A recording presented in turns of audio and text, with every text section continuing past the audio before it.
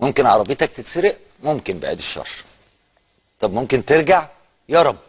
لسه من شويه قبل ما ادخل المواقع نشر خبر عن القبض على اللصوص اللي اعترضوا طريق زميلنا الاعلامي والسياسي عمرو حمزاوي والفنانه الجميله بسمه واعاده السياره. يا رب يبقى الخبر صحيح. احنا بنحاول نعمل اتصالاتنا عشان نتاكد ان الخبر صحيح، لكن ممكن. هي العربيات تستحق ان احنا تبقى فقره رئيسيه عندنا طبعا. مفيش حد مش خايف على عربيته. يعني عايز اقول لكم شويه ارقام تخضكم شويه. القاهره الكبرى بس مسروق منها لغايه دلوقتي ما يقرب، القاهره الكبرى يعني القاهره، الجيزه، اليوبيه، ما يقرب من 13,000 عربيه. على مستوى المحافظات عدد العربيات زياده عن كده بكتير، ممكن نوصل ل 20,000 عربيه، بس ما عنديش رقم دقيق. اللي رجع منهم عدد قليل جدا. سرقات السيارات حسب المصادر الرسميه بتقول انها وصلت ل4 اضعاف. لها تداعيات، لها تداعيات نيله يعني. تداعياتها ان شركات التامين سددت فلوس كتير قوي. كان التامين بيجي يقول لك امن بنسبه كذا، بتتحمل 25%، ما بتتحملش. دلوقتي بيجي يقول لك لا ما اقدرش اديك، لازم تتحمل جزء من ثمن سرقه العربيه، والا لو رايح تامن جديد والاقبال على التامين زاد هتتحمل تقريبا، التامين هيزيد بما نسبته 50%. بيقول لك تحمل 30%، 25%، طب امن بما زيادته 2.5% علشان السرقه فقط. فبقى التامين غالي، تجيب عربيه وتروح تدفع لك 7 8 10,000 جنيه تانيين سنويا علشان لو عربيتك اتسرقت. طبعا الاقبال على الاقفال الالكترونيه والبتاع، بس طرق السرقه اختلفت. دلوقتي بقى في اكتر من حل. اشكال السرقه في مصر بتتم ازاي؟ العربيه بتتاخد من مكانها وهي واقفه، بتتاخد، بيجيبوا جهاز كمبيوتر في طبعا المفاتيح الصناعي والشفره وخلافه، عرفوا يفكوها. بيجيبوا جهاز كمبيوتر صغير وبيفك الشفره كمان وبيعرف يدور العربيه. ده غير لعبه الاسلاك، لان هم دلوقتي بيسرقوا عربيات كويسه، عربيات 100,000 وانت طالع.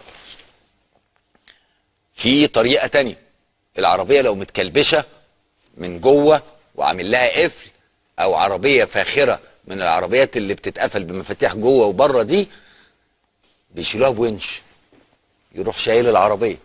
ده طبعا غير السطو اللي بيطلع عليك في الطريق ويثبتك وياخد منك العربيه ويمشي. العربيات دي بيتعمل فيها ايه؟